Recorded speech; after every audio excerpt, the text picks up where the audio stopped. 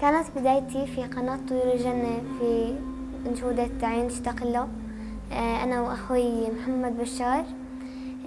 كانت بداية رائعة مع بعض، ووقتها دخلنا على قناة طيور الجنة.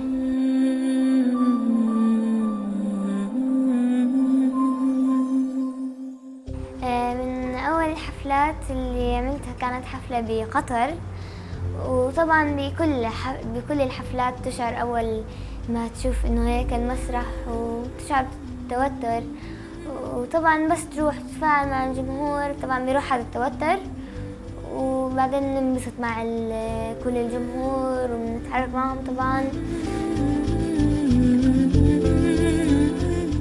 ما تفكروا طبعا العمل مع طيور الجنة بالهيني يعني دراستي.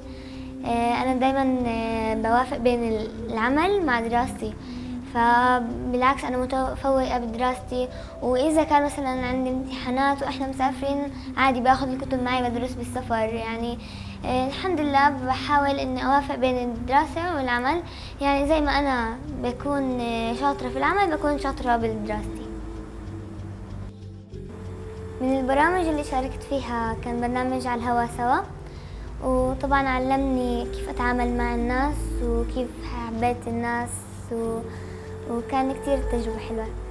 كان كامبينج تجربة كتير حلوة، زرع في روح المغامرة، وطبعا مرينا بأوقات صعبة في برنامج كامبينج، وطبعا إنه نشتاق لأهلي ولماما ولبابا وقتها هناك عشان كنت لحالي مع أختي. تجربة برنامج طيور الخير كانت تجربة مميزة عندي، علمتني كيف أحس بشعور الآخرين وعلمتني العطاء، وكنت أفرح لما أشوف ابتسامتهم على وجوههم لما نعطيهم الهدايا. وطبعا هاي رسالة للناس على إنهم يعطوا قد ما بيقدروا.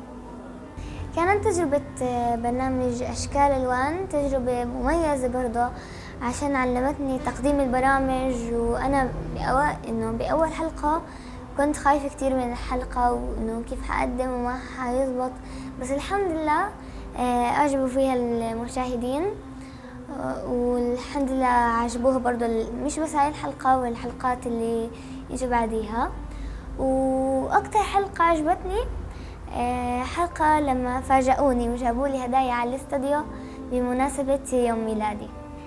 طبعا بشكر كل اللي دعموني للوصول بهاي المرحلة في قناة طيور الجنة، ومنهم طبعا أولهم أهلي، لأنهم هم كان أكبر دعم لوصولي بهاي المرحلة.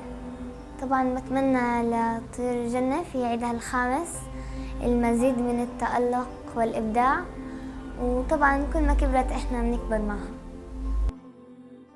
سنة ورا سنة محلى يوم الهنا، قولوا معي أنا عيد سعيد.